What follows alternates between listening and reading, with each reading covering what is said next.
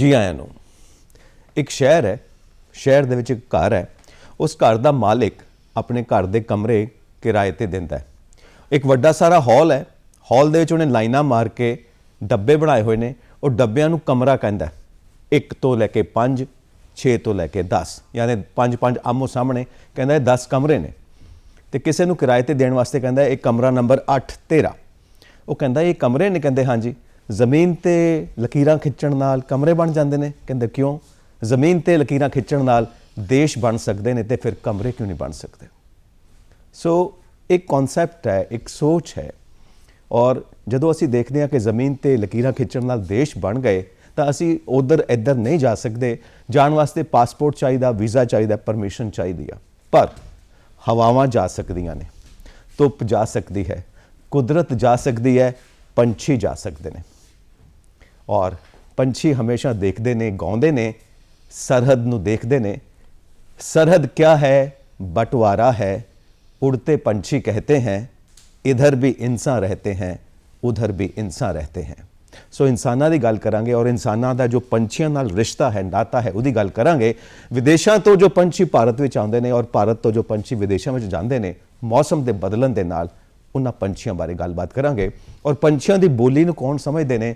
Doctor Geetanjali जो साडे नाल इस वक्त स्टूडियोज़ दे विच मौजूद ने, ये पंछियां नाल बड़ियां गल्लां करदे ने और ਉਹੀ ਗੱਲਾਂ ਸਾਨੂੰ ਅੱਜ ਸੁਣਾਉਣਗੇ ਕਹਾਣੀਆਂ ਦੇ ਰੂਪ ਦੇ ਵਿੱਚ।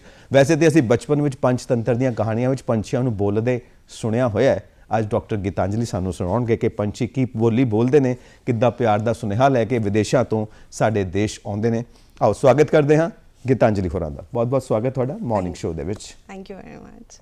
ਸੋ ਪੰਛੀਆਂ ਦੀ ਬੋਲੀ ਤੁਸੀਂ ਅੱਜ ਬੋਲਣੀ ਹੈ ਔਰ ਸਾਨੂੰ ਦੱਸਣਾ ਹੈ ਕਿ ਉਹਨਾਂ ਦੀ ਪ੍ਰੇਮ ਭਰੀ ਬੋਲੀ, ਪਿਆਰ ਭਰੀ ਬੋਲੀ ਸਾਨੂੰ ਕੀ ਸੰਦੇਸ਼ ਦਿੰਦੀ ਹੈ। ਤੇ ਤੁਸੀਂ ਆਪਣਾ ਫੀਲਡ ਜਿਹੜਾ ਹੈ एक्सपर्टीज़ दी और एक्सपर्टीज़ है थोड़ी इस फील्ड दी। और अज असी मना रहे हैं पूरी दुनिया दे विच जो प्रवासी पक्षी आउंदे ने, पंछी आउंदे ने, उन्हां नूं समर्पित है अज दा दिन वर्ल्ड माइग्रेटरी बर्ड्स डे। सो उस दी खासियत भी जाणांगे। तुहाडा जिहड़ा खेतर है रिसर्च दा, इस जरा जानना चाहांगा कि ये पंछियां दे उत्ते रिसर्च और ये सारी बायोडाइवर्सिटी असी नेचर दे विच देखदे हां, उहदे बारे। जी सो मैं लगभग अभी मेरे को 15-16 साल हो गए हैं इस फील्ड के अंदर काम करते हुए। मेरी मास्टर्स जो है वो फॉरेस्ट्री है और मैं स्पेशलाइज्ड हूँ वाइल्ड लाइफ मैनेजमेंट के अंदर। वाइल्ड लाइफ जी, जंगली जीव जंतु। जी बिल्कुल, वाइल्ड लाइफ मैनेजमेंट के अंदर है। शुरू से ही मेरा ध्यान जो है और इंटरेस्ट जो है वो जलगाह जिसे हम बोलते हैं और वेटलैंड्स जो बोलते हैं उसके अंदर था। मैंने मास्टर से ही जो अपनी डिसर्टेशन और सारा टॉपिक जो है वो एक्वेटिक लैंडस्केप वेटलैंड्स के ऊपर ही चुना था। और भगवान की देन से मुझे जो है वो आगे फील्ड भी ऐसा ही मिल गया कि हालांकि मैंने वैसे टाइगर्स के ऊपर भी काम किया है, पर एक अच्छा प्रोजेक्ट जो है वो मेरे को मिला और मैं उसके ऊपर जो है 15-16 साल से जो है वो पंजाब के अंदर ब्यास नदी के अंदर और हरी के पत्तन और बहुत सारे और जलगाह जैसे रंजीत सागर हैं, रोपड़ हैं, केशवपुर म्यानी है, तो ऑल ओवर पंजाब जो ये बायोडाइवर्सिटी के जो हॉट स्पॉट्स हैं इनके अंदर मुझे काम करने का मौका मिलता है। और हमारे जो पंजाब के अंदर ये जो सारे बायोडाइवर्सिटी हॉट स्पॉट जिनका मैंने नाम लिया है, इन पे बहुत अलग अलग तरह के जानवर रहते हैं। हमारे पंजाब में डॉल्फिन्स भी हैं, एक क्रोकोडिलियन स्पीशीज़ जिसे घड़ियाल बोलते हैं वो भी है, बहुत सारे प्रवासी पंछी भी हैं, ऊदबिलाव भी है। तो मेरे को काफ़ी मौका मिला है कि इन सब में इनका डिटेल में इनके नंबर कितने हैं, इनके बिहेवियर के ऊपर काम करने का जो है वो कुछ सालों में मौका मिला है। तुसी काफ़ी देर तो पंजाब विच हो, कुछ पंजाबी बोली नाल कुछ जान पहचान, कुछ दोस्ती है? थोड़ी थोड़ी है, ऐसा नहीं है। पर थोड़ा बाहर पढ़ाई करने की वजह से और काफ़ी टाइम बाहर रहने की वजह से ट्रेनिंग के दौरान में जो है वो हिंदी भाषा जो है वो ज़्यादा कंफर्टेबल है मेरे लिए। और बीच बीच में पूरी कोशिश करूँगी कि मैं पंजाबी जो है वो बोलूँ। बहुत वधिया जी।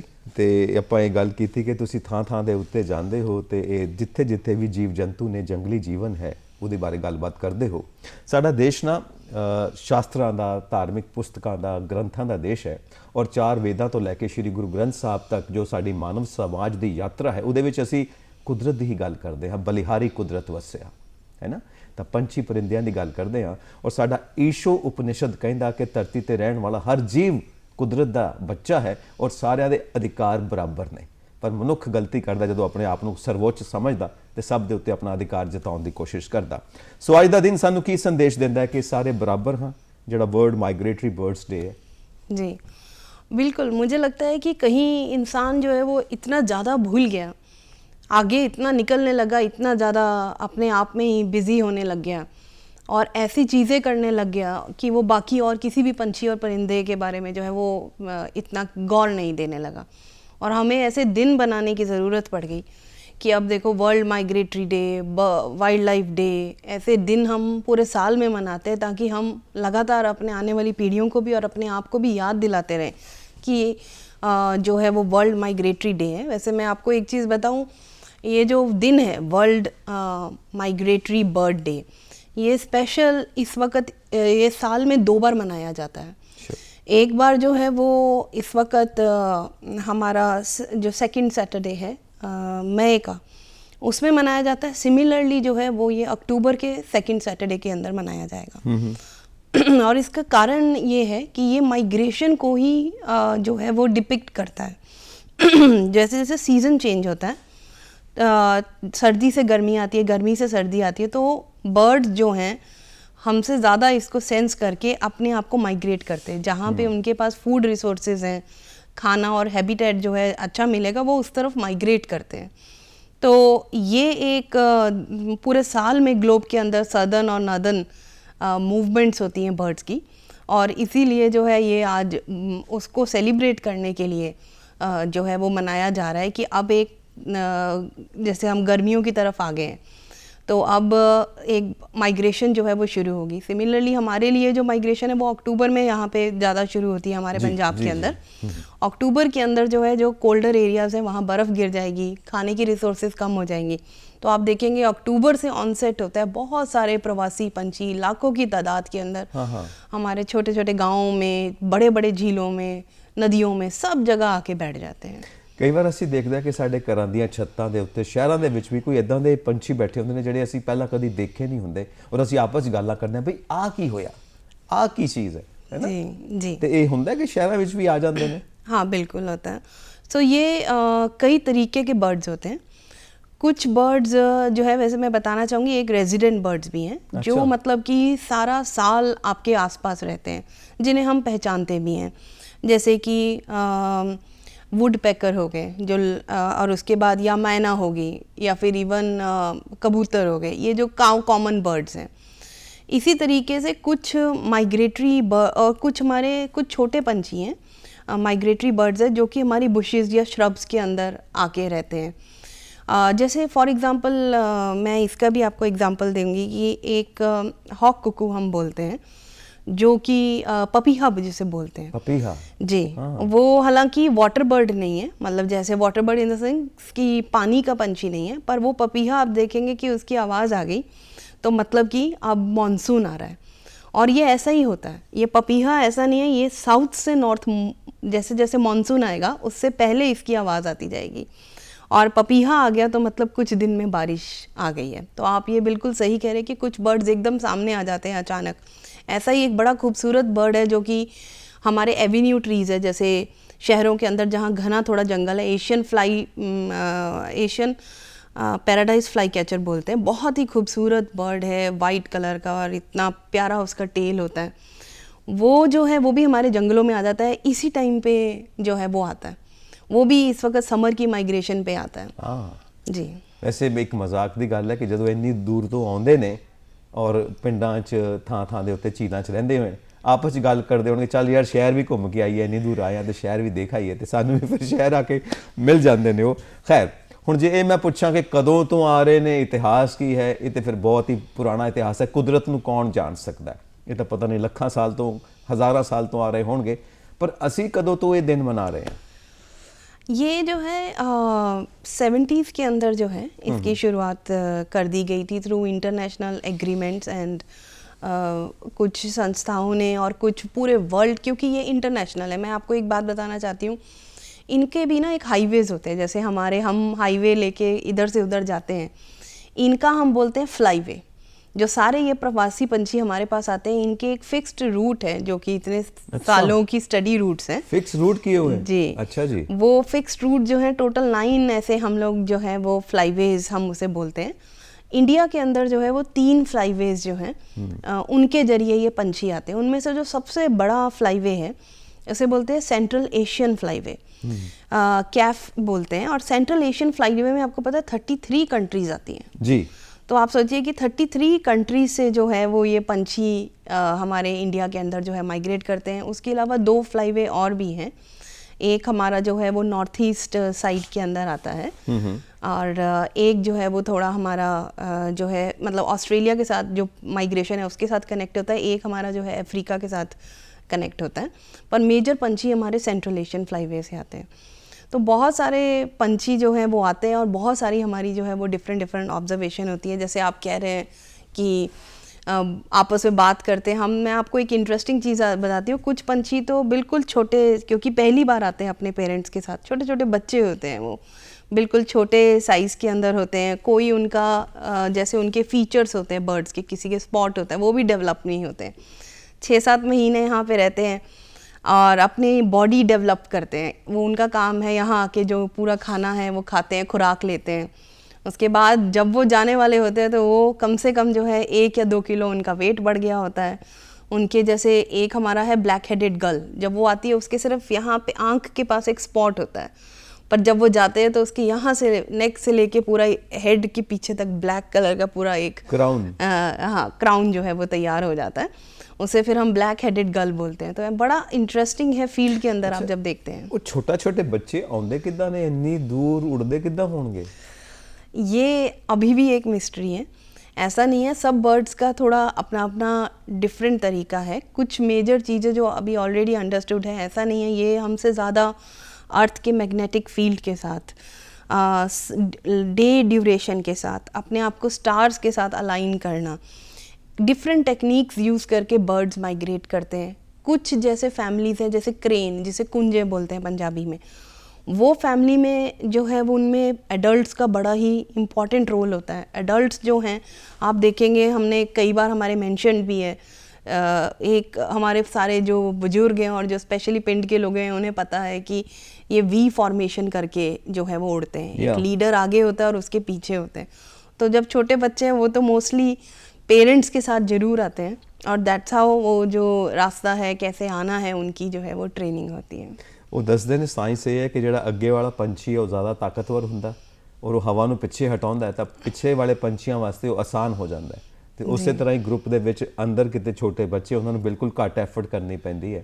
ਫਿਰ ਜਦੋਂ ਅਗਲੇ ਵਾਲਾ ਪੰਛੀ ਥੱਕ ਜਾਂਦਾ ਹੈ ਉਹ ਪਿੱਛੇ ਆ ਜਾਂਦਾ ਹੈ, ਪਿੱਛੇ ਵਾਲਾ ਅੱਗੇ ਚਲਾ ਜਾਂਦਾ ਹੈ। ਇਹ ਪੂਰਾ ਰੈਗੂਲੇਸ਼ਨ ਚੱਲਦਾ ਰਹਿੰਦਾ ਔਰ ਉਹ ਮੂਵ ਕਰਦੇ ਰਹਿੰਦੇ ਨੇ, ਅੱਗੇ ਉੱਡਦੇ ਰਹਿੰਦੇ ਨੇ। ਕਿੰਨਾ ਮਤਲਬ ਸਿਆਣਪ ਹੈ, ਕਿੰਨੇ ਇੰਟੈਲੀਜੈਂਟ ਨੇ। ਅੱਛਾ, ਇਨਸਾਨਾਂ ਦੇ ਵਿੱਚ ਕੌਣ ਇੰਟੈਲੀਜੈਂਟ ਸੀ ਜਿਹਨੇ ਇਹ ਦਿਨ ਮਨਾਉਣ ਦੀ ਸੋਚੀ? ਇਹ ਕਿਹਨੂੰ ਸਮਰਪਿਤ ਹੈ? कोई पर्टिकुलर इसके अंदर कोई पर्सन नहीं है, बट इसके अंदर जो है वो ऑर्गेनाइजेशंस है इंटरनेशनल लेवल पे जो एग्रीमेंट्स हुए हैं। जैसे हम ये बात कर रहे थे कि 33 कंट्रीज से आ रहे, तो it is a commitment of all the countries जो अपने पंछियों को बचाना चाहते हैं। It is more about that. ये जो मतलब कि हमारे इतने सारे देश हैं उनके जो एग्रीमेंट है उसके रिस्पेक्ट के लिए जो है वो सब ऑर्गेनाइजेशन जो इन्वॉल्व हैं बर्ड कंजर्वेशन में, ये उनके ज़रिए डिसाइड किया गया। इसमें बहुत सारी ऑर्गेनाइजेशंस आती हैं जो पंछियों पे काम कर रही हैं और उनके वेलफेयर के लिए उन्होंने डिसाइड किया कि हम ये डेडिकेट करें, हम ये इस वक्त जो है वो स्पेशली बाहर जाके बताएं कि आप बर्ड्स ऑब्जर्व करो। और बड़ा इंटरेस्टिंग होता है। जैसे हम अक्टूबर के अंदर अगर जाएँ तो अचानक आसमान में देखें तो बहुत सारे पंछी हमें दिखाई देने लग जाते हैं। अच्छा, एक चीज़ हो रहा है कि बहुत लंबे ਆਸਟ੍ਰੇਲੀਆ ਤੋਂ ਪਤਾ ਨਹੀਂ ਸਾइबेरिया ਪਤਾ ਨਹੀਂ ਕਿੱਥੋਂ ਆਉਂਦੇ ਆ ਔਰ ਬਹੁਤ ਲੰਬੀ ਜਰਨੀ ਹੈ। ਹੁਣ ਉਹਨਾਂ ਨੇ ਆਪਣੇ 에ਅਰਪੋਰਟ ਬਣਾਏ ਹੋਏ ਕਿ ਇੱਥੋਂ ਆਪਾਂ ਫਲਾਈਟ ਲਵਾਂਗੇ, ਇੱਥੇ ਜਾ ਕੇ ਰੈਸਟ ਕਰਾਂਗੇ, ਫਿਰ ਉੱਥੋਂ ਫਿਰ ਫਲਾਈਟ ਲਵਾਂਗੇ, ਫਿਰ ਰੈਸਟ ਕਰਾਂਗੇ, ਇਦਾਂ ਹੀ ਆਉਂਦੇ ਹੋਣਗੇ ਲਗਾਤਾਰ। ਤਾਂ ਇੰਨਾ नहीं उड़ सकते समुद्र ਦੇ ਉੱਤੋਂ उड़ना। बिल्कुल, मैं वही देख रही हूँ कि हमने कितनी इंस्पिरेशन ली है उनसे। सो इसको कहते हैं stop over sites. Stop over, हाँ। हमारे बेसिकली क्या होता है कि कुछ बर्ड्स तो ऐसे भी हैं जो कि नॉन स्टॉप उड़ते हैं, उन्होंने नहीं रुकना, उन्होंने लंबी फ़्लाइट्स लेनी है, लगातार जो है वो उड़ते हैं। बार्टेड गॉडविट करके है 4000 किलोमीटर, उसके लिए कुछ भी नहीं है, ऐसे ही वो लगातार उड़ेगा। गार्गनी करके एक वाटर बर्ड है, वो भी नॉन स्टॉप उड़ते हैं। कुछ बर्ड्स हमारे एक बड़ी कॉमन और बहुत आती है पंजाब के अंदर, बार हेडेड गूज बोलते हैं उसे, वो तो हिमालय पर्वत क्रॉस करके आते हैं। पर कुछ बर्ड्स ऐसे भी हैं जो थक जाते हैं या फिर जिनको स्टॉप ओवर की ज़रूरत है, तो वो जब जैसे हिमालय क्रॉस करके आए तो हो सकता है कि पहले हिमाचल में रुक गए, वहाँ पे उन्होंने खाया पिया, फिर उसके बाद जो है वो कंटिन्यू की। या फिर ऐसे भी होते हैं कि उड़ के आ रहे हैं दूर लंबे डिस्टेंस से, वापसी के ऊपर जो है वो इंडिया के अंदर रुक गए। सो स्पेशली जो नॉन स्टॉप भी उड़ते हैं और जो स्टॉप्स लेके उड़ के, उनको जो आप कह रहे हैं उसके लिए हम वर्ड यूज़ करते हैं स्टॉप ओवर साइट्स। तो वो बड़ी इंपॉर्टेंट है। ये चाहे छोटे, जरूरी नहीं बड़ी जगह हो, ये फेवरेट्स होते हैं उनके, छोटी छोटी होती हैं जगह और बड़ी इंपॉर्टेंट जगह होती हैं। जैसे गुरदासपुर में मैं स्पेशली बताना चाहूँगी आपको, केशवपुर करके एक जगह है, नेचुरल वेटलैंड है, बड़ा फेवरेट है बर्ड्स का।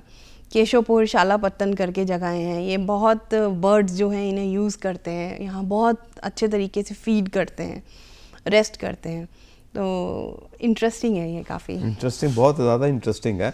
और ਇਹ ਕਿੱਦਾਂ ਪਤਾ ਲੱਗਦਾ ਸਾਨੂੰ ਕਿ ਕਿਸ ਜਗ੍ਹਾ ਦੇ ਉੱਤੇ ਉਹ ਰੁਕਦੇ ਨੇ, ਕਿਸ ਜਗ੍ਹਾ ਦੇ ਉੱਤੇ, ਕਿਉਂਕਿ ਜ਼ਰੂਰੀ ਤੌਰ ਤੇ ਲੋਕ ਫੋਟੋਗ੍ਰਾਫੀ ਵੀ ਕਰਦੇ ਹੋਣਗੇ, ਉਹਨਾਂ ਨੂੰ ਹੈ ਨਾ, ਕਈ ਲੋਕ ਬੜੇ ਫੋਟੋ ਜਰਨਲਿਸਟ ਜਾਂ ਵੈਸੇ ਵੀ ਬਹੁਤ ਜ਼ਿਆਦਾ ਸ਼ੌਕੀਨ ਹੁੰਦੇ ਨੇ ਫੋਟੋਆਂ ਦੇ, ਤਾਂ ਉਹ ਜਾ ਕੇ ਉੱਥੇ ਫੋਟੋਗ੍ਰਾਫੀ ਵੀ ਕਰਦੇ ਹੋਣਗੇ, ਹੈ ਨਾ, ਔਰ ਸ਼ਾਇਦ ਉਹ ਵੀ ਦੱਸਦੇ ਹੋਣ, ਸਾਇੰਟਿਸਟ ਵੀ ਦੱਸਦੇ ਹੋਣ। ਜੀ ਨਹੀਂ, ਇਹ ਇਸकी टेक्निक्स हैं।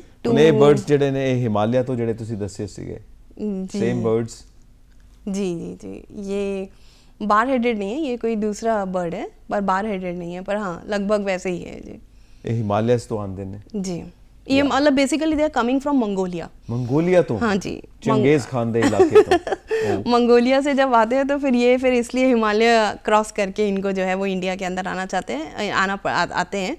और हमारा पोंग डैम जो है हिमाचल प्रदेश में सबसे इंडिया में हाईएस्ट कांग्रीगेशन, लाखों की तादाद पे वहाँ पे ये होते हैं। पोंग डैम जी, पंजाब में हरी के पत्तन में आते हैं, लद्दाख में होते हैं, तो काफ़ी एरियाज़ हैं। बाकी जैसे राजस्थान के कुछ वेटलैंड्स हैं, वहाँ इक्का दुक्का होते हैं, पर यहाँ पे बहुत 100 lakhs के अंदर कॉन्ट्रीब्यूट है। ਮੈਨੂੰ ਵੀ ਸ਼ੌਕ ਰਿਹਾ ਹੈ ਔਰ ਹਰੀ ਕੇ ਪੱਤਨ ਤੋਂ ਫੋਟੋਗ੍ਰਾਫੀ ਵੀ ਕੀਤੀ ਹੈ। ਮੈਂ ਉਹੀ ਗੱਲ ਕਰਨ ਲੱਗਾ ਸੀ ਕਿ ਇਹ ਜੋ ਫੋਟੋਗ੍ਰਾਫੀ ਕਰਦੇ ਨੇ ਉਹਨਾਂ ਨੇ ਹੀ ਦੱਸਿਆ ਹੋਣਾ ਕਿ ਕਿਸ ਜਗ੍ਹਾ ਦੇ ਵਿੱਚੋਂ ਆ ਕੇ स्पॉट ओवर हैगे ने, कित्थों आके रुकते ने, स्टॉप ओवर देते। हाँ जी, नहीं मैं इसके बताती हूँ, इसकी साइंटिफिक टेक्निक्स हैं। हाँ। एक है बैंडिंग जो है वो इनको बैंड स्पेशली पहनाए जाते हैं। तो बैंड्स पहनाने में वो नंबर्ड होते हैं और वो इंटरनेशनल लेवल पे स्टैंडर्ड बैंड मार्क होते हैं, जिनको अगर वो मंगोलिया में भी जाएगा तो वो पहचान लेंगे कि ये बैंड इंडिया में लगा हुआ है और वो नंबर शेयर होते हैं। ये हमारा पहले की टेक्निक थी और अभी भी चल रही है, क्योंकि अभी भी जो है वो बैंडिंग कई जगह पे करते हैं और इससे आइडेंटिफाई होते हैं। और बैंड स्पीशीज़ वाइज होते हैं।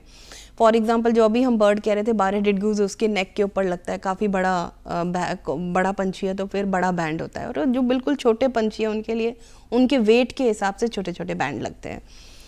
वेयरएज अभी इन एडवांस टेक्निक्स भी हैं, जैसे सैटेलाइट टेलीमीटर्स हैं। तो ये जो टेलीमीटर्स हैं वो उनके अंदर बॉडी पे लगा दिए जाते हैं और वो कई महीनों तक ट्रैक करते हैं डेली मूवमेंट। उनसे अब हमें एग्जैक्ट लोकेशंस, एग्जैक्ट टाइम कितना मिल रहा है, कहाँ रुक रहे हैं, क्या कर रहे हैं, वो इन्फॉर्मेशन मिल रही है। तो अभी जो है India is working more towards की सैटेलाइट टेलीमीटर्स जो हैं वो लगाए जाएँ या जीपीएस टेलीमीटर्स हैं वो लगाए जाएँ, और उससे फिर एक्चुअल ਇਨਫੋਰਮੇਸ਼ਨ ਹमें ਮਿਲਦੀ ਹੈ। ਓਕੇ, ਅੱਛਾ, ਮੇਰੇ ਦਰਸ਼ਕਾਂ ਦੀ ਨਾ ਇੱਕ ਗੱਲ ਮੇਰੇ ਦਿਲ ਤੱਕ ਪਹੁੰਚਦੀ ਪਈ ਹੈ ਕਿ ਜਿਹੜੇ ਉਹ ਟੈਗ ਲਗਾਣੇ ਨੇ ਪੰਛੀਆਂ ਨੂੰ, ਬੈਂਡ ਲਗਾਣੇ ਨੇ, ਉਹ ਫੜਦੇ ਕਿਵੇਂ ਹੋਣਗੇ ਪੰਛੀਆਂ ਨੂੰ, ਕਿੱਦਾਂ ਬੈਂਡ लगदा होएगा? जी जी, इसके भी जो है वो साइंटिफिक टेक्निक्स हैं इसके लिए।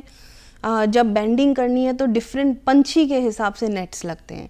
कुछ मतलब पंछी जो है, जैसे वाटर बर्ड जो है जो पानी में बैठे हैं, उनके लिए अलग तरीके की एक नेटिंग की जाती है एक्सपर्ट्स के जरिए, मतलब उनके ज़रिए उनको फिर पकड़ के, ऐसा नहीं है कि सिर्फ पहचान दिया जाता है, उनको बाकायदा वेट लिया जाता है, उनके मॉर्फोमेट्रिक्स, उनके शरीर के जो कैरेक्टरिस्टिक्स हैं उनको नोट किया जाता है। और इसी तरीके से जो सैटेलाइट टेलीमीटर है वो उनकी बॉडी के ऊपर लगाया जाता है। उसके अंदर भी इनको, जैसे बड़े बड़े पंछी जैसे ईगल्स भी हैं, वल्चर्स भी हैं, उनको भी आप सोचो वल्चर कितना बड़ा, गिद्ध जो है गिद्ध कितना बड़ा पंछी है, उसके ऊपर भी जो है लोकल माइग्रेशन के लिए भी, कि इवन विद इन स्टेट या विद इन कंट्री भी क्या मूवमेंट है इनका, वो भी अंडरस्टैंड करने के लिए बड़े से छोटे पंछी सबके ऊपर जो है वो अब ये लगाया जा रहा है और बेहतर इन्फॉर्मेशन और जानकारी जो है वो आ रही है। ਹੁਣ ਇੱਥੇ ਸਵਾਲ ਆਉਂਦਾ ਇਹ ਸਭ ਕੁਝ ਕਰਨ ਦਾ ਸਾਨੂੰ ਕੀ ਫਾਇਦਾ। ਉਹ ਆਏ ਨੇ, ਠੀਕ ਹੈ, ਘੁੰਮਣ ਫਿਰਨ ਖਾਣ ਪੀਣ ਆਏ ਨੇ, ਚਲੇ ਜਾਣਗੇ, ਲੱਖਾਂ ਸਾਲਾਂ ਤੋਂ ਹਜ਼ਾਰਾਂ ਸਾਲਾਂ ਤੋਂ ਆ ਰਹੇ ਨੇ, ਅਸੀਂ ਉਹਨਾਂ ਦੇ ਪਿੱਛੇ ਪਏ ਹੋਏ ਆ ਤੇ ਉਹਨਾਂ ਨੂੰ ਟਰੈਕ ਕਰਦੇ ਪਏ, ਉਹਨਾਂ ਦੇ ਉੱਤੇ ਸਾਇੰਟੀਫਿਕ ਸਟੱਡੀ ਕਰਦੇ ਪਏ ਆ। ਸਾਨੂੰ ਕੀ ਫਾਇਦਾ, ਸਾਡੇ ਵਾਤਾਵਰਣ ਨੂੰ, ਪਰਿਆਵਰਣ ਨੂੰ, এনवायरमेंट ਨੂੰ ਫਾਇਦਾ ਕੀ ਹੈ ਉਹਨਾਂ ਦੇ ਇੱਧਰ ਉੱਧਰ ਜਾਣ ਦਾ, ਕਿ ਉਹਨਾਂ ਦੀ ਆਪਣੀ ਐਕਟੀविटी है। नहीं, ऐसा एक्टिविटी अपनी तो है ही है। पहली बात अगर आप बोलेंगे कि पंछियों की क्या मोटिवेशन है, पंछियों की उन्होंने सरवाइव करना है। हर स्पीशीज जो है वो यहाँ पे सर्वाइवल के लिए है। उनका जो जिस हैबिटेट, वो अपना लाइफ इतनी रिस्क में डाल रहे हैं, तो कोई तो चीज़ है, मतलब उनका जो जिस हैबिटेट में वो थे वहाँ या तो मौसम एकदम ख़राब हो गया या फूड अवेलेबिलिटी नहीं है, जिसकी वजह से उन्हें माइग्रेट करना पड़ता है, नहीं तो नॉर्मली वो माइग्रेट नहीं करेंगे। तो मोटिवेशन तो है, अपने सर्वाइवल के लिए, बेटर हैबिटेट के लिए, बेटर फूड के लिए वो माइग्रेट करते हैं। पर जब ये वो करते हैं तो वो बड़े फ़ायदे कर जाते हैं। वो आप सोचिए पॉलिनेशन जैसी चीज़ जो है, ठीक है, फिर उसके बाद जो है सीड डिस्पर्सल जैसी चीज़, क्योंकि पंछी फल खाते हैं, ठीक है, फल खाएंगे तो फिर कहीं का भी फल खाएंगे, उसको च्यू करके जो है वो उनके पूप के थ्रू जो है वो बाहर आएगा, दोबारा जाएगा मिट्टी के अंदर। ये काम कोई और नहीं कर सकता नेचर के अंदर, जो वो करते हैं। फिर कई पंछी कीड़े खाते हैं, वो उस सीज़न में आएंगे जिस सीज़न में उस टाइम पे वहाँ पे कीड़े बहुत ज़्यादा है। अगर वो कीड़े कंट्रोल नहीं किए जाएंगे तो वो कीड़े सारा जो है वहाँ की ग्रीन ग्रास या जो उनकी डाइट है वो खा जाएंगे। तो वो एक जो नेचर का बैलेंस है वो बनाने के लिए जो है ये मूवमेंट्स बहुत ज़रूरी हैं। दूसरा, साइंटिस्ट इनको इसलिए पढ़ रहे हैं क्योंकि डॉक्यूमेंटेशन जो है वो भी बहुत ज़रूरी है। अगर हमें पता ही नहीं होगा, किसी ने डॉक्यूमेंट ही नहीं किया है कि इसके आने से या जाने से क्या हो रहा है, तो जैसे अभी हम बात कर रहे थे स्टॉप ओवर साइट्स या उनके हैबिटेट, उनकी कोई परवाह ही नहीं करेगा। उनके बिना जो है वो बड़े बेरंग से हो जाते हैं ये हैबिटेट। स्टॉप ओवर साइट आपको नॉर्मल लगेगा कि एक छप्पड़ ही तो है, पानी तो है, पर वही जब आप उनकी चहल पहल में देखेंगे और तब आपको पतेगा कि ये तो चलती फिरती इसके अंदर एक इतनी बड़ी फूड चेन है। और वो अगर हम डॉक्यूमेंट ही नहीं करेंगे, उस पर रिसर्च ही नहीं करेंगे, तो हमें समझ में नहीं आएगा। या मैनू एक गल बहुत अच्छी लगी कि पंछियों ने सर्वाइव करना है, अपने जीवन ਨੂੰ ਬਚਾਉਣਾ ਹੈ, ਇਸ ਕਰਕੇ ਇੱਕ ਥਾਂ ਤੋਂ ਦੂਜੀ ਥਾਂ ਤੇ ਜਾਂਦੇ ਨੇ। ਇਨਸਾਨ ਵੀ ਜਾਂਦਾ ਹੈ ਇੱਕ ਥਾਂ ਤੋਂ ਦੂਜੀ ਥਾਂ ਦੇ ਉੱਤੇ, ਵਿਦੇਸ਼ਾਂ 'ਚ ਜਾਂਦਾ ਹੈ, ਸਰਵਾਈਵ ਕਰਨਾ ਹੈ।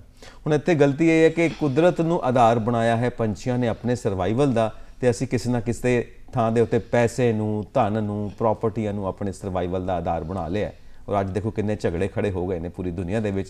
जे इंसान भी कुदरत नूं अपने सर्वाइवल दा, अपने जीवन दा आधार बना के रखे पंछियां वाकण, तां सारी दुनिया दे विच शांति होएगी। बिल्कुल। इसे करके पंछियां नूं शांति दा देवता या शांति दा संदेश वाहक कहा जाता है।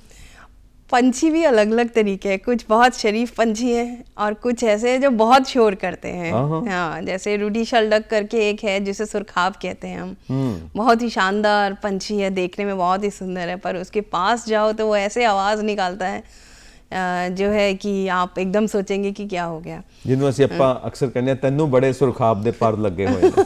ਐਗਜ਼ੈਕਟਲੀ। ਸੋ ਆਪਾਂ ਹੋਰ ਗੱਲਾਂ ਕਰਾਂਗੇ ਪੰਛੀਆਂ ਬਾਰੇ। ਇਸ ਵਕਤ ਇੱਕ ਗੀਤ ਸਾਡੇ ਪ੍ਰੋਗਰਾਮ ਦਾ ਹਿੱਸਾ ਬਣਨ ਜਾ ਰਿਹਾ ਹੈ, ਆਓ ਆਨੰਦ ਲਈਏ ਇਸ ਗੀਤ ਦਾ।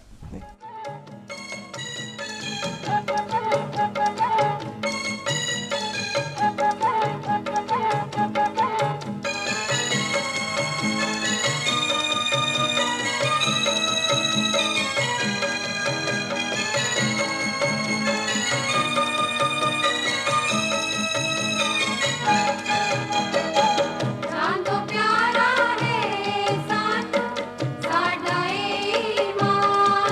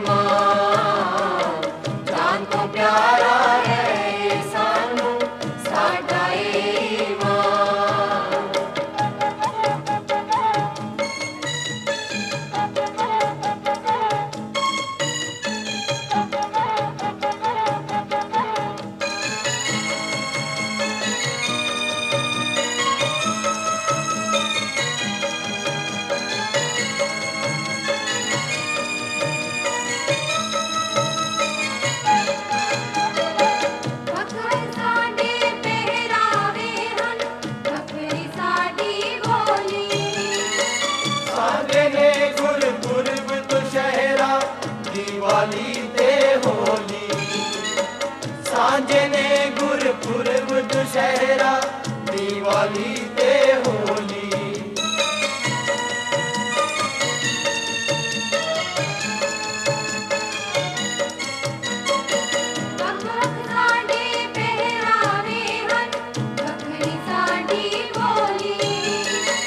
सांझे ने गुरपुरब दुशहरा दिवाली ते होली सांझे ने गुरपुरब दुशहरा दिवाली ते होली भारत मां दे पुत्र सारे एक जीवन एक जान भारत मां दे पुत्र सारे एक जीवन एक जान जान तो प्यारा है सानू साडा ईमान जान तो प्यारा है सानू साडा ईमान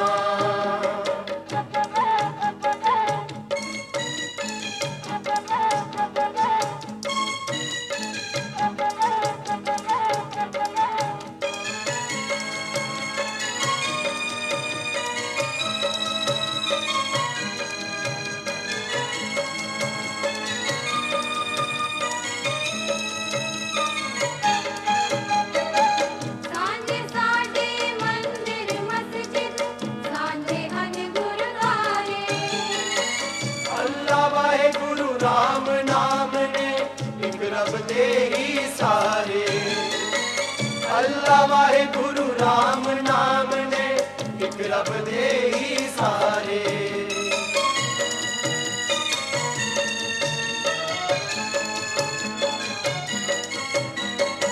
सांझे साडे मंदिर मस्जिद सांझे हन गुरुद्वारे अल्लाह वाहेगुरु राम नाम ने एक रब दे ही सारे अल्लाह वाहेगुरु राम नाम ने एक रब दे ही सारे सांझे साडे ग्रंथ रामायण गीता अते कुरान सांझे साडे ग्रंथ रामायण गीता अते कुरान जान तो प्यारा है सानू साडा ईमान जान तो प्यारा है सानू साडा ईमान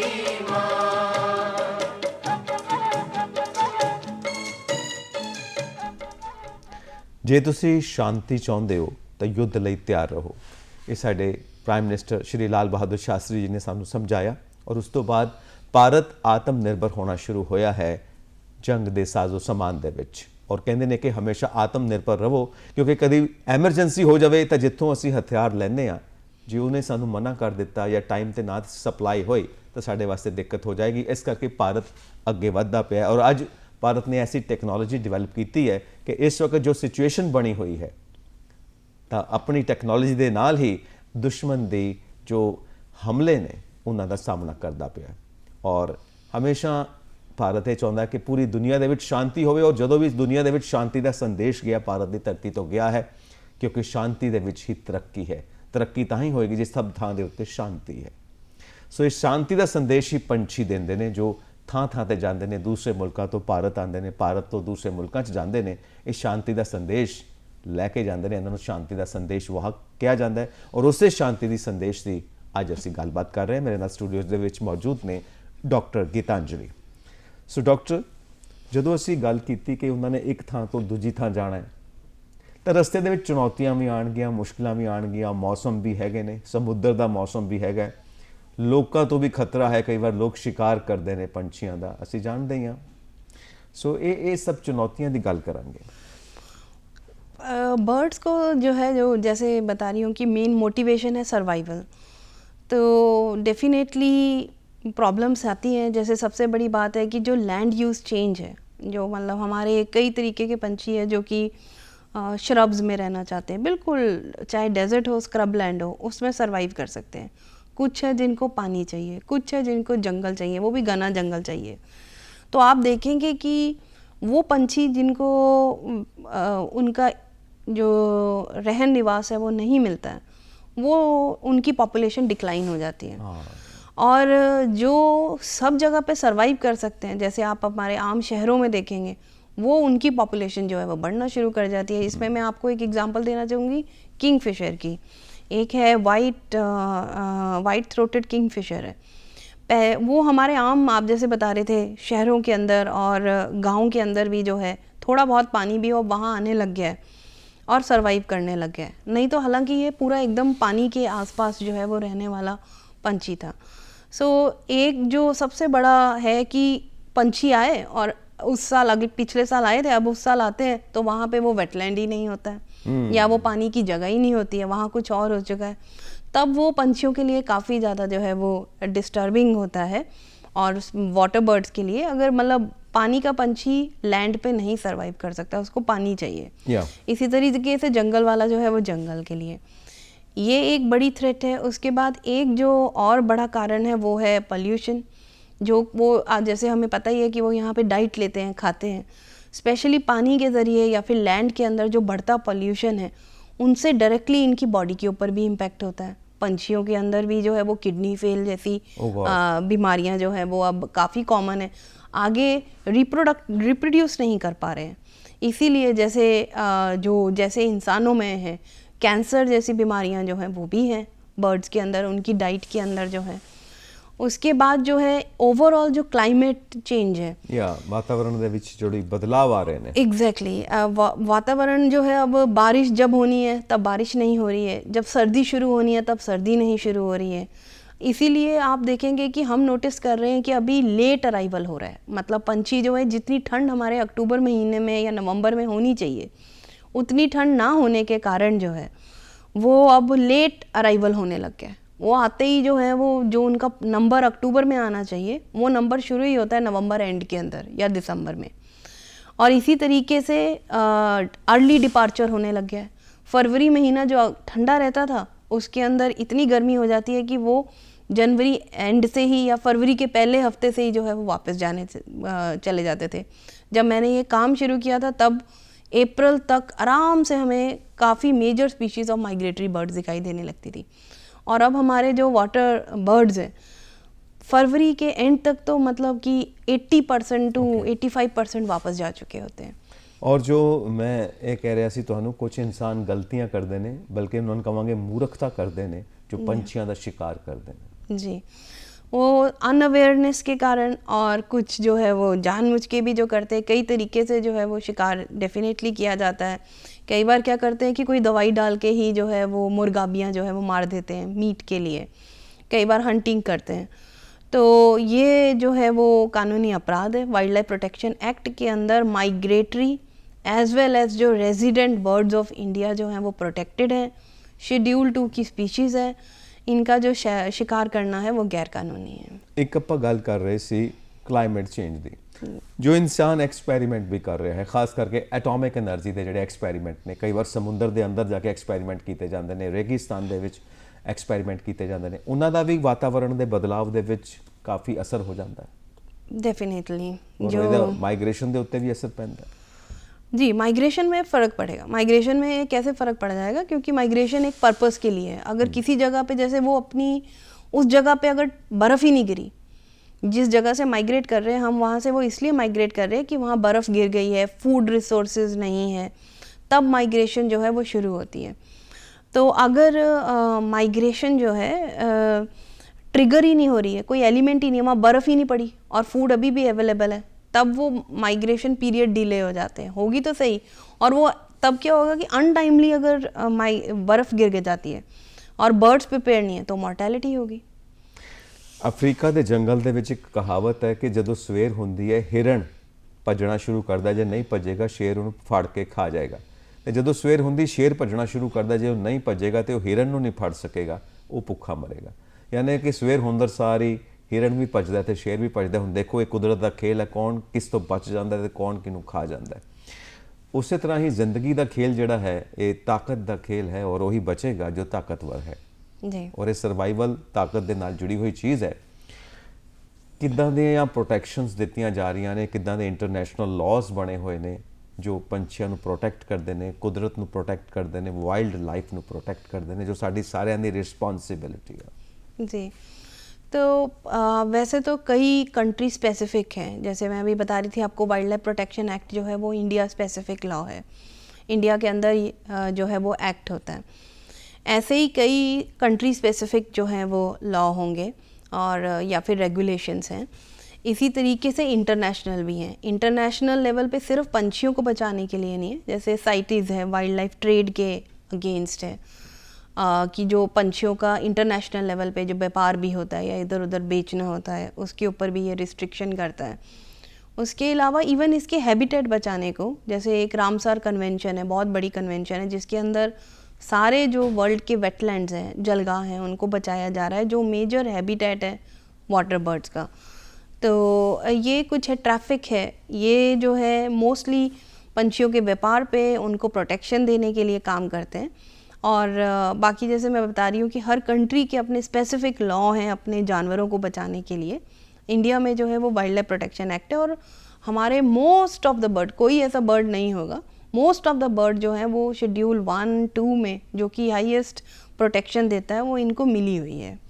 ਓਕੇ, ਹੁਣ ਕਿਸ ਕਿਸ ਥਾਂ ਦੇ ਉੱਤੇ ਇਹਨਾਂ ਬਰਡਸ ਨੂੰ ਅਸੀਂ ਦੇਖ ਸਕਦੇ ਹਾਂ? ਲੋਕ ਕਈ ਸ਼ੌਕੀਨ ਨੇ, ਦੇਖਣ ਜਾਣਾ ਚਾਹੁੰਦੇ ਨੇ, ਕੋਈ ਫੋਟੋਗ੍ਰਾਫੀ ਦੇ ਸ਼ੌਕੀਨ ਨੇ, ਫੋਟੋਗ੍ਰਾਫ ਕਰਨਾ ਚਾਹੁੰਦੇ ਨੇ ਉਹਨਾਂ ਨੂੰ।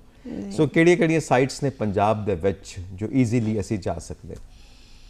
पंजाब के अंदर 6 रामसर साइट हैं। जैसे ये 6 रामसर साइट में से हरी के जो है वो सबसे ज़्यादा कॉन्ग्रीगेशन ऑफ हरी के बर्ड्स जो है, पत्तन। हाँ जी, हरी के पत्तन जो है उतने सबसे ज़्यादा जो कॉन्ग्रीगेशन ऑफ बर्ड्स जो है वो सबसे ज़्यादा वहाँ पे होती है। वहाँ पे लैक्स जो है, लैक्स में बर्ड्स आते हैं।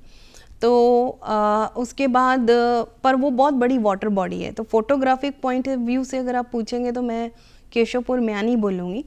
केशवपुर म्यानी में हालांकि 20,000 के आसपास पंछी आते हैं, पर अप्रोच जो फोटोग्राफर्स के लिए पंछियों की अप्रोच है वो ज़्यादा नज़दीक है। हरी के काफ़ी बड़ी वाटर बॉडी है, वहाँ मोटर बोट से और दूर से पंछी दिखाई Yes. देते हैं। पर केशवपुर में आप आराम से चल के जो है वो आप पंछियों के पास भी जा सकते हैं। पंछी जो है क्लोजअप से जो है वो आप फोटोग्राफ्स ले सकते वो हैं। पोज भी देते हैं आपको? हाँ बिल्कुल, एक्चुअली वो नहीं देते हैं, हमें कैप्चर करना है। जैसे हंटिंग करते वक्त या फिर जो है फीडिंग करते वक्त काफ़ी डिफरेंट वैरायटी और काफ़ी सारी फ़ोटोग्राफ्स अब पंजाब के अंदर से अच्छी फ़ोटोग्राफ्स आ रही हैं। हमारा एक और वेटलैंड है, रंजीत सागर है। अगर किसी को सीनिक ब्यूटी और बर्ड्स लेने हैं तो वो वहाँ जा सकते हैं। जो वहाँ के पहाड़ों के अंदर, रावी के अंदर जो फ़ोटोग्राफ्स आती हैं वो कहीं और नहीं है। रोपड़ और नंगल करके भी जो वेटलैंड है, वहाँ का पानी ही जो है वो डिफरेंट कलर का है, ब्लू ग्रीन करके। तो उस पानी के अंदर पंछियों की फ़ोटो और शिवालिक्स के अंदर फ़ोटोग्राफ्स अलग आती हैं। ये कुछ मेजर वेटलैंड्स हैं जहाँ पे जो है वो विजिटर्स जाके जो है फोटोग्राफ्स जो है ले सकते हैं। ਯੂ نو ਜਦੋਂ ਮੈਂ ਆਪਣੇ ਫਰੈਂਡਸ ਨੂੰ ਦੱਸਿਆ ਕਿ ਮੈਂ ਇਸ ਟੌਪਿਕ ਦੇ ਉੱਤੇ ਪ੍ਰੋਗਰਾਮ ਕਰਨ ਜਾ ਰਿਹਾ ਹਾਂ, ਤਾਂ ਮੇਰੇ ਫਰੈਂਡਸ ਨੇ ਕਿਹਾ ਕਿ ਡਾਕਟਰ ਗੀਤਾਂਜਲੀ ਤੋਂ ਇਹ ਪੁੱਛਣਾ ਕਿ ਜਦੋਂ ਬਾਹਰ ਤੋਂ ਮੁਲਕਾਂ ਤੋਂ ਪੰਛੀ ਇੱਥੇ ਆਉਂਦੇ ਨੇ, ਆਸਟ੍ਰੇਲੀਆ ਤੋਂ, ਕਿਸੇ ਹੋਰ ਕੰਟਰੀ ਤੋਂ, ਉਹਨਾਂ ਨੂੰ ਲੈਂਗੁਏਜ ਪ੍ਰੋਬਲਮ ਆਉਂਦੀ ਹੈ? ਸੋ ਜਾਂਦੇ ਜਾਂਦੇ ਸਾਡੇ ਦਰਸ਼ਕਾਂ ਵਾਸਤੇ ਕੋਈ ਸੰਦੇਸ਼ ਤੁਸੀਂ ਦੇਣਾ ਚਾਹੋਗੇ ਇਸ ਖਾਸ ਮੌਕੇ ਦੇ ਉੱਤੇ? संदेश जो है वो मैं एक ही जो है वो संदेश जो देना चाहूँगी, वो ये है कि सबसे पहले आप समझें पंछियों को और उनके हैबिटेट को, क्योंकि कुछ भी करने से पहले उसकी समझ होना बहुत ज़रूरी है। किसी भी पंछी जो है डिफरेंट तरीके के हैं, वो कैसे पहचान उनको, क्या खाते हैं, उसके बाद जब आप बेसिक इन्फॉर्मेशन लेंगे तब आप उनके साथ बहुत गहराई से जुड़ेंगे। फिर आप देखिए कि आप अपनी कैपेसिटी में क्या एक्शन कर सकते हैं, क्या आप अवेयरनेस कर सकते हैं, क्या, और अगर स्टूडेंट्स हैं या रिसर्चर्स हैं, क्या आप उस पर रिसर्च करना चाहेंगे। आप देखो ये अंडर स्टडीड टॉपिक है। अगर मैं वहाँ पे नदी में रहता हुआ एक बंदा हूँ या औरत हूँ और मैं कुछ अपने पंछियों के लिए करना चाहता हूँ, तो मैं सरकार के पास जा सकता हूँ या फिर किसी साइंटिफिक कम्युनिटी से मिलके पूछ सकता हूँ, डिस्कस कर सकता हूँ कि क्या करना है। एटलीस्ट इंश्योर कर सकता हूँ कि मेरे पास जो रहते हैं पंछी, उनको किसी तरीके का नुकसान ना हो। तो ये काफ़ी तरीके हैं जिसके साथ आप जुड़ सकते हैं। मतलब मैं तो यही कहना चाहूँगी कि ज़्यादा से ज़्यादा जो है दोस्त, फ्रेंड्स ऑफ जो है बर्ड्स जो हैं वो हमारे पास जुड़ें और इसमें इंटरेस्ट लें और लंबे तौर पे आगे जाके वो जो भी बनते हैं लाइफ के अंदर हमेशा जुड़े रहें इन पंछियों के साथ। और जिस तरह दुनिया ਦੇ ਅੰਦਰ ਯੁੱਧ ਚੱਲਦੇ ਪਏ ਨੇ, ਪੰਛੀ ਕਿੰਨਾ ਡਰਦੇ ਹੋਣਗੇ ਧਮਾਕਿਆਂ ਦੀਆਂ ਆਵਾਜ਼ਾਂ ਤੋਂ। ਗੱਲ ਉਹ ਜਿੱਥੋਂ ਸ਼ੁਰੂ ਕੀਤੀ ਸੀ ਉੱਥੇ ਹੀ ਆਉਨੇ ਆ। सरहद क्या है, बंटवारा है, उड़ते पंछी कहते हैं, इधर भी इंसान रहते हैं उधर भी इंसान रहते हैं। बहुत बहुत शुक्रिया और इसे तरह ही तुसी भी सेवा करते रहो पंछियों की और नवी नवी रिसर्च साढ़े नाल साझी करते रहो, इसी तरह चढ़ती कला च रहो। बहुत बहुत शुक्रिया। Thank you very much. शुक्रिया। दीप हमने नए हैं जलाने जलाने जलाने, और रूठों को निकले मनाने। दीप हमने नए हैं जलाने, और रूठों को निकले मनाने, और रूठों को निकले मनाने।